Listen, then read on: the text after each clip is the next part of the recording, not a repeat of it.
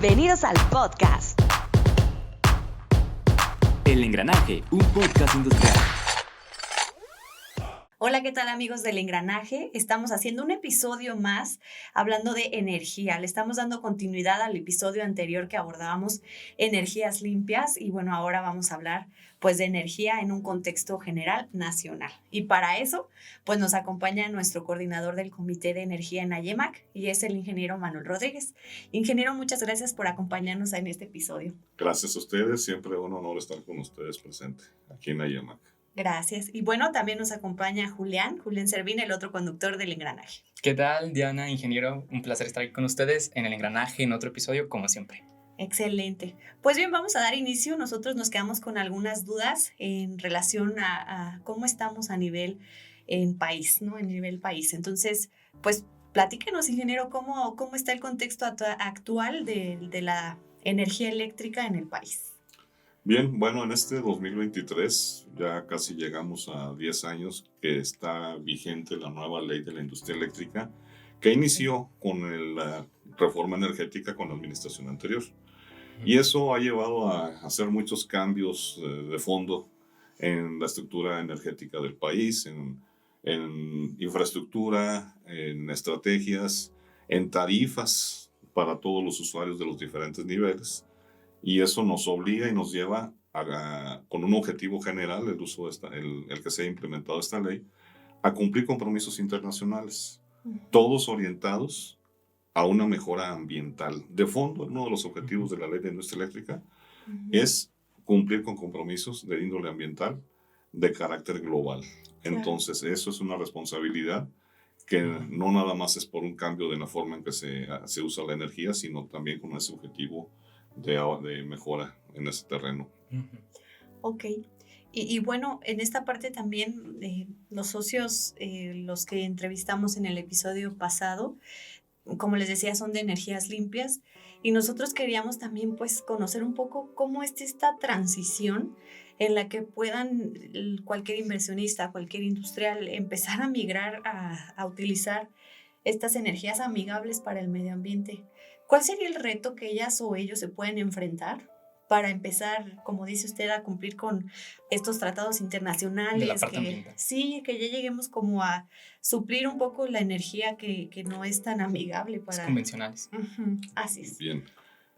Mencionando de nuevo esta parte de la ley, es la manera, las herramientas con las cuales se ponen al alcance de toda la sociedad para poder llegar a esa transición indispensable, para poder combatir el cambio climático, que es un hecho, ya lo estamos viviendo cada vez más, de manera más notoria, con más impactos, y cambian las maneras, las perspectivas dependiendo de la administración, cambian las prioridades.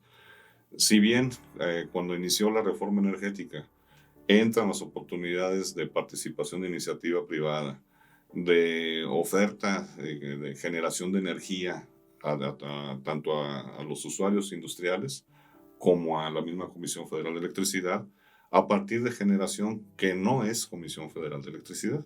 Entonces, se abren algunas áreas del sistema eléctrico nacional para poder participar la iniciativa privada, específicamente la parte de generación. Hay otras que son exclusivas del Estado, que es transmisión y distribución, que es la infraestructura física que vemos en las calles, en los campos, torres y postes que vemos afuera, que es como nos llega la energía finalmente a nuestro medidor y a nuestra casa o a nuestra industria.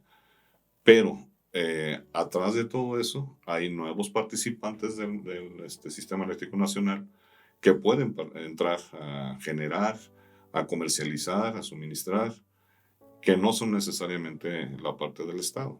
Hablamos, por ejemplo, como de, por ejemplo, lo veíamos en Resinas, los privados que te pueden ayudar a poner tu granja solar, o como de quién hablamos en este caso. No, en este caso estamos hablando de participantes de mayor nivel que ponen plantas más grandes que requieren un permiso especial, en este caso del organismo regulador, que es la Comisión Reguladora de Energía, la CRE.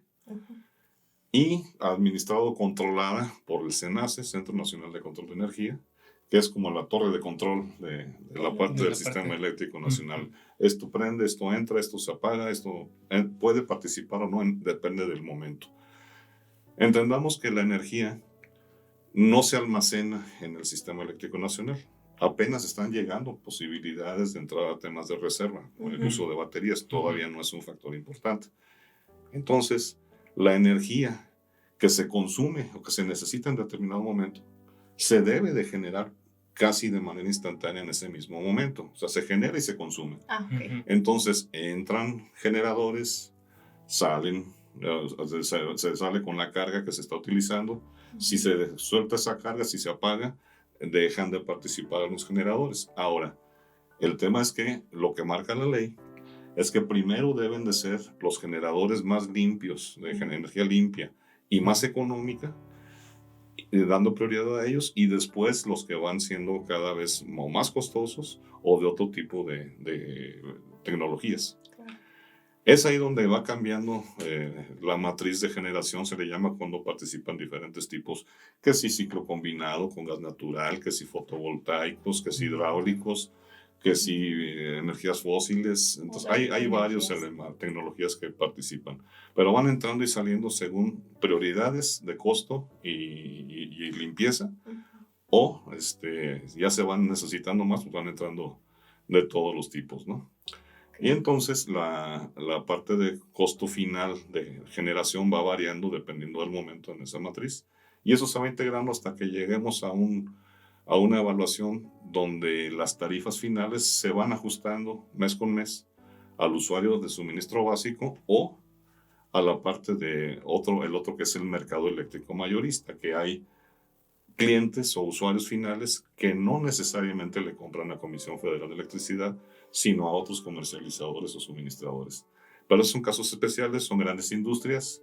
La mayor parte de los usuarios tenemos la parte de tarifas de suministro básico, finales, que son las que aparecen en las tarifas de CFE.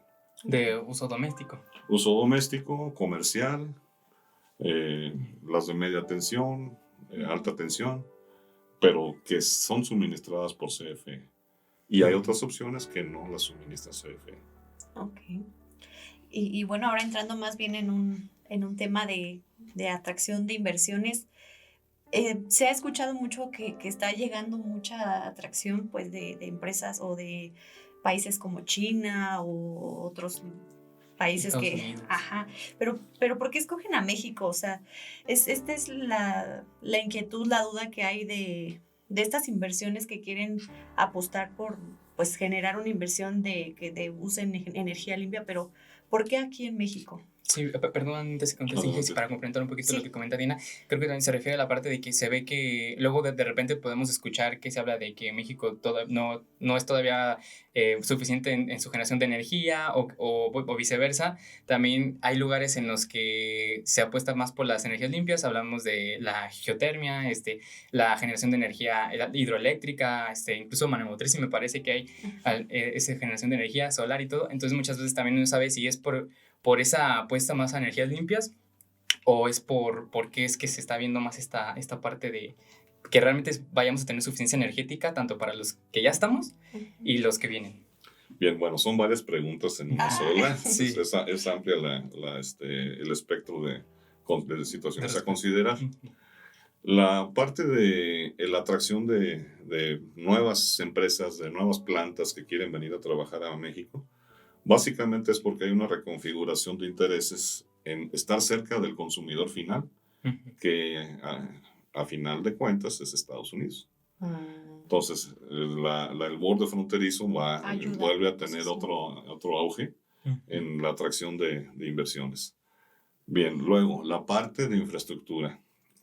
¿México tiene la infraestructura necesaria para poder soportar eso? Bueno, es una carrera fuerte entre demanda de energía, que es los consumidores, las plantas que están llegando, que cada vez son más, y la oferta disponible de energía para los usuarios que la necesitan, que es la parte de generación. Y aquí tenemos dos vertientes. Los grandes inversionistas, hablemos de generación de energía, que son los que quieren apostarle a México, dadas las condiciones favorables, como bien dicen, hay muchas oportunidades en geotermia. Pues el centro del país tenemos una gran oportunidad de puntos de generación. La parte de la radiación solar que recibe el país es de las más altas del mundo, entonces eso da una gran ventaja. Esas son las fortalezas. Las debilidades que tenemos es que pues, esos proyectos son grandes proyectos, y cuando hablo de grandes proyectos vamos a separar en dos tipos. Lo que es propiamente es estos grandes proyectos y lo que es generación distribuida. Los grandes proyectos requieren un permiso especial de la Comisión Reguladora de Energía para poder operar, y son arriba de 500 kilowatts, de 500 kilowatts hacia arriba. Debajo de eso tenemos la generación distribuida, que implica que un usuario particular puede tener su generación en su domicilio, en sus plantas, en sus instalaciones, prácticamente junto a donde se consume, que es muy importante. Entonces es una generación que está puntual, que está en toda la superficie cerca de los centros de carga, de los consumidores. En cambio, los grandes proyectos buscan áreas grandes o condiciones especiales como los azufres o el mar para ahí generar y después llevarla a los centros de carga. Eso implica que debe haber medios de transporte de energía, que ahí es donde tenemos nuestras debilidades. La parte de transmisión, que son las líneas de alta tensión, y las de distribución, que básicamente es media tensión, que son las que vemos en las ciudades, en los postes que nos llegan al final. Las torres de alta tensión son las que vemos en los campos, en las torres más altas. Llevar de un lado a otro, de donde se genera a donde se consume esas grandes cantidades de energía, no ha crecido el país a la misma velocidad que se necesita. Y desgraciadamente no se le está dando velocidad o prioridad a esa situación. Sigue siendo una gran ventaja y oportunidad, y es muy viable la generación distribuida. Tomemos nota de eso en particular, que no perdamos de vista que el uso de energía está disponible en la parte de generación distribuida, pero los grandes proyectos están limitados, incluso con temas de índole desde la administración pública general, que no está priorizando ese tipo de proyectos. Llega un momento, o va a llegar un momento, y no en mucho tiempo, hablemos de mediano plazo, quizá un año y medio, donde se va a ver más cerca la demanda de la capacidad de oferta o generación de energía. Y se tienen que autorizar nuevos proyectos, lo cual ya se debe venir. Sí se están aprobando algunos proyectos para Comisión Federal, pero todavía para la iniciativa privada, nuevos proyectos todavía está tardando que los vuelvan a retomar. Eso va a implicar que las nuevas instalaciones generadoras tarden 1, 2, 3 años en estar funcionando, mientras está creciendo la demanda. Y ahí se ve un poquito de espacio crítico entre ambas. ¿Sí? ¿Hay capacidad ahorita? Sí, todavía la hay para poder crecer, sí. Pero sí se está acercando la demanda a la oferta.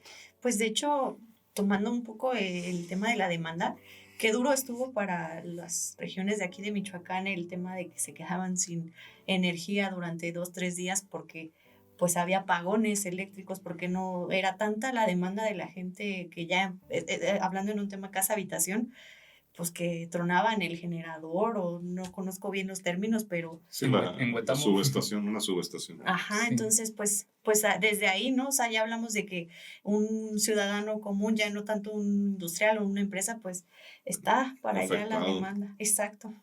Sí. Entonces, ingeniero, si me permite, para antes decirle un poquito de resumen a los que nos están escuchando, y si estoy mal me corrige, pero por lo que voy entendiendo, entonces existe una demanda de energía que cada vez va creciendo más, va más a la alza.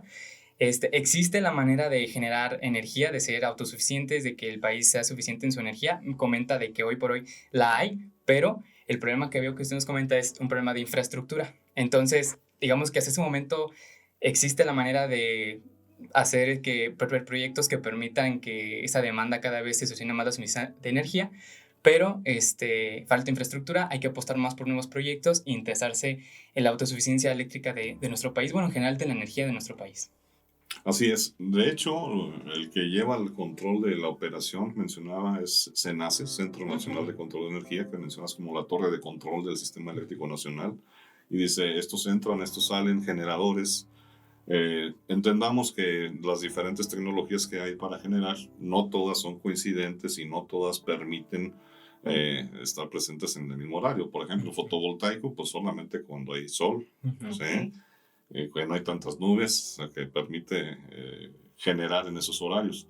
Pero resulta que estos terminan de generar justo cuando se necesita más energía, que es el horario punta. Es el momento en que más se consume energía en el país, cada día. Y es de 6 a 10 de la noche o de 8 a 10 de la noche, dependiendo de la temporada. Y en ese momento, esa parte de energías limpias deja de generar y tienen que recargarse en otras fuentes que son normalmente de Comisión Federal, ciclo combinado, que es gas natural, hidroeléctricas. Ahora tenemos la limitante que también hay escasez de agua. Y esa parte no es la parte que nos va a permitir solucionar la demanda. Entonces seguimos dependiendo en gran medida del gas natural, en un alto porcentaje, arriba del 50-60%, en toda la matriz de generación.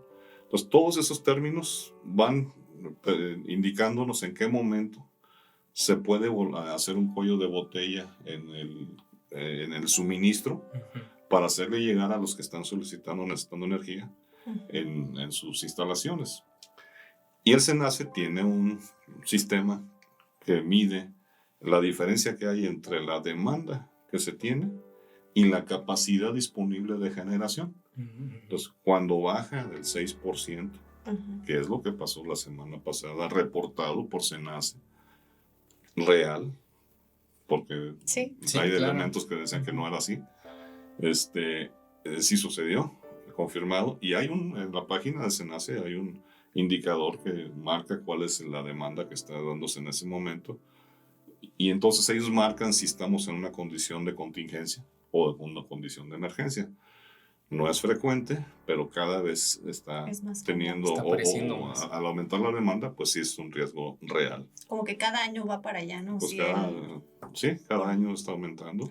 Sí, porque entonces, la verdad este calor que se suscitó estas semanas anteriores es algo que no habíamos vivido y lo escuchabas de cualquier ciudadano que iba caminando y decías que es algo que no se veía aquí en... Ya tiene rato que no se sentía esta ola de calor tan extrema y por ende pues la generación de energía en cuestión de demanda por utilizar aires acondicionados, ventiladores y todo, pues sí fue. Sí, ¿cuántos no dejamos prendido el ventilador toda la noche? ¿O cuántas personas no dejan el microondas prendido? O sea, ese tipo de cositas que deberíamos empezar. Al final suman en lo global, sí, en lo total, ¿no? Y sí se nota y sucedió y los números ahí están, no mienten.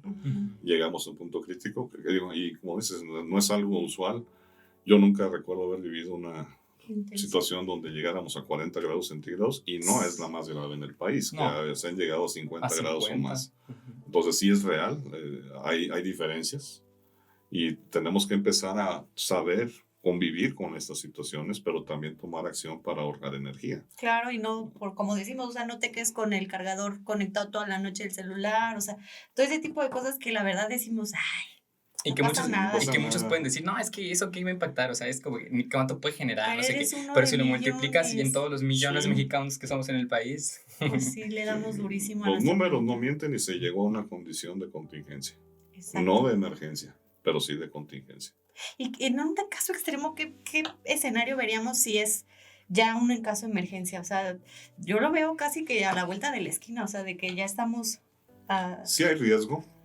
De hecho, en el Comité de Energía platicamos que estar atentos a las indicaciones de SENACE por si había que tomar acción de reducir carga.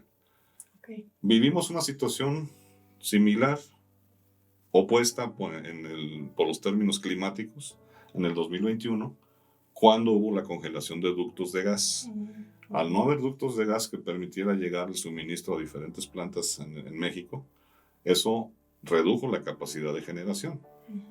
Y por lo tanto, sí hubo momentos críticos donde se pidió bajar o desconectar consumos a cierto porcentaje de gas. Eso conlleva una disminución de producción y una disminución de consumo de energía. Y es para tu planta. Es correcto. Entonces, eso es un ejemplo de lo que puede suceder. Nos pueden avisar, ¿saben qué? Hay que bajar la operación a tal porcentaje. O de plano va a suceder que si no se hace de una manera coordinada, de repente va a haber fallas que lleguen apagones sin aviso. mejor que nos avisen. Sí, no, eso es un Ujú, Mejor que escenario nos que avisen no porque queremos podamos llegar. actuar Es un hecho. y entonces que no se caigan cargas, que no suelten cargas de manera inesperada. Una cuestión que me salió, una duda aquí, rápida, no sé, ahora que estuvo la pandemia y que todos estuvimos en casa, ¿eso generó algo en cuestión de consumo energético? O sea, ¿hubo algún...? Porque supongo que como todos estábamos en casa en diferentes horarios, supongo que a lo mejor consumimos más electricidad, no sé, no tengo... Es una pregunta, ¿usted sabe algo? Sí, hubo muchos temas importantes que se actuó en ese sentido. E incluso el gobierno también tomó cartas en el asunto porque llevaste consumo de energía de áreas de trabajo a casa. residencial, a la parte residencial, que finalmente es, si excedes cierto número de kilowatt-hora consumidos, Ajá. caes en lo que se llama el DAC, o sea, la parte de alto consumo. Aquí va a salir el cintillo que... Sí, el alto consumo es una tarifa mucho más alta que lo que es la tarifa normal residencial. Okay. Entonces, lo que hicieron fue esa tarifa, suspenderla o limitarla durante este tiempo de especial de contingencia y no se aplicó. Entonces, si no hubieran salido los recibos muchísimo Mucho más más altos. altos, Sí. pero no fue el caso. Ingeniero, una pregunta. En la parte de del consumo de energía, sabemos que hay grandes consumidores, hablamos también de la parte de residencial. ¿Cómo son ahí los datos que me pueda decir? ¿Quiénes son los que más consumen la energía o de qué manera está distribuido más o menos esos porcentajes? Sin ser datos exactos Ujú. o precisos de las estadísticas nacionales, te puedo poner como ejemplo que es como el Pareto, que varios conocemos, ¿no? El 20% de los consumidores, de los usuarios como pueden ser industriales o comerciales, podrían llegar a estar consumiendo 70-80% de la energía total del sistema eléctrico nacional. En cambio, el mayor número de usuarios, que son los residenciales o usuarios menores, el 80%, consumen un porcentaje menor. Son números generales, no son exactos, pero esa sería la proporción, una aproximación. Entonces, bajo esos números, donde podemos trabajar más en eficiencias energéticas, en ahorro de energía, es con el 20% de usuarios, que es industria, que es comercio, que es la parte de actividad económica. Claro. Y también ellos necesitan tomar acciones para que la factura no salga tan cara. Ahí sí es justificable inversiones, automatizaciones, controles. Lo que no se mide no se controla y lo que no se controla no se puede mejorar. Entonces hay muchas nuevas herramientas, tecnologías que nos permiten medir lo que está sucediendo en tiempo real para en ese momento actuar y no exceder ciertos niveles de consumo. No esperar al fin de mes para ver qué llegó del recibo y darnos cuenta que hay un exceso de consumo que no estaba programado y ya nos afectó la parte económica. Por no tenerlo previsto. Pero entonces hay herramientas que tenemos que subirnos, que entrar y participar en estas nuevas tecnologías por conveniencia propia, primero, por economía, y segundo, que en ese ahorro estamos siendo socialmente responsables ante la situación ambiental global. Entonces tenemos que hacer nuestra parte. Hay quien dice que representamos menos del 2% del consumo global.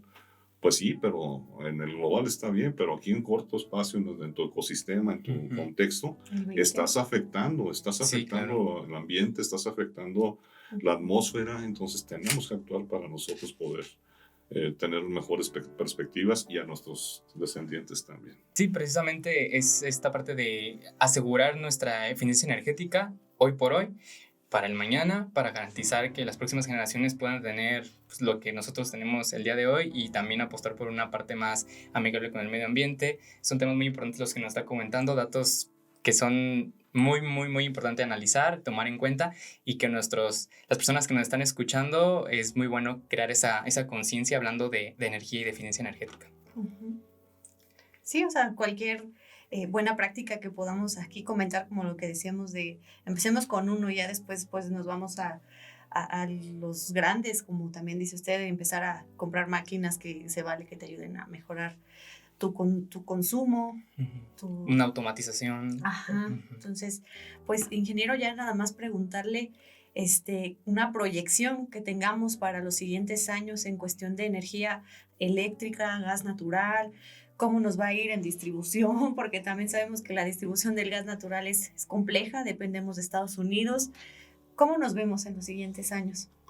Bueno, en esta etapa todavía hay disponibilidad tanto de gas natural, si bien pues, la guerra de Ucrania ha generado algunos puntos ahí que alteran la estabilidad del suministro, de costos del gas, y que si bien de eso depende más del 50% de la generación de energía en nuestro país, hay condiciones todavía de cierta estabilidad en cuanto al suministro de gas.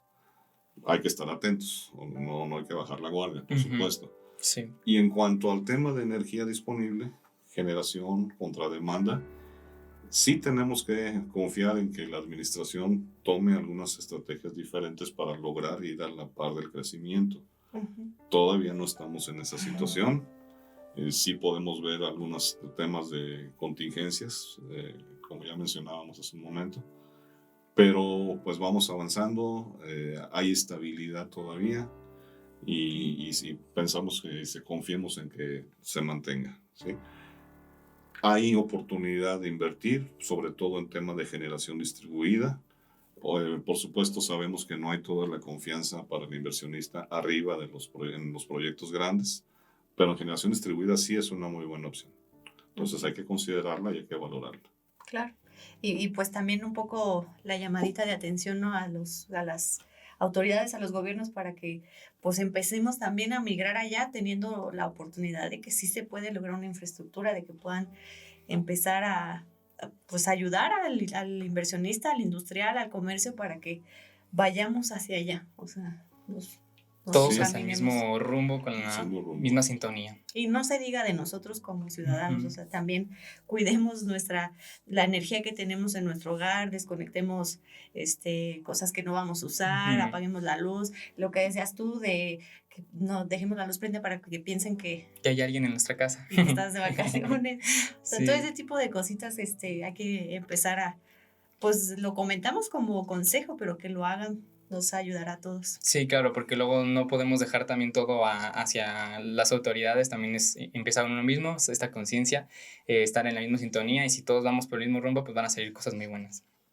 Así es. No perdamos de vista que seguimos creciendo como país, seguimos creciendo junto con las nuevas tecnologías, y yo dejaría para otro siguiente capítulo otro tema que también va a incrementar la demanda de manera importante. Y tanto autoridades como iniciativa privada y consumidores finales tenemos que ver cómo nos vamos a ir integrando a este proyecto que se llama electromovilidad. Ya sé, claro. Ese es otro tema que ya en su momento platicaremos. Así será un próximo episodio que va a estar muy interesante, porque ojalá todos podamos llegar a eso.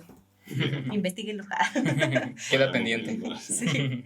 Bueno, ingeniero, pues agradecerle de verdad que nos acompañe en este ciclo de episodios de energía. Esperemos, como dice, sean más. Y también pues aquí nos están escuchando, pues haya sido de su agrado. Déjenos sus comentarios, ya saben que todo eso nos ayuda para ir mejorando, ir creciendo en que es su podcast industrial único en Michoacán. Exactamente. No se olviden de seguirnos en nuestras redes sociales, de estar al pendiente de todos los nuevos episodios que se vienen. Tenemos nuevo material que sabemos que les va a gustar, les va a llamar la atención, y no se olviden de estar al pendiente de nosotros, El Engranaje. Bueno, nos vemos. Hasta luego. Gracias.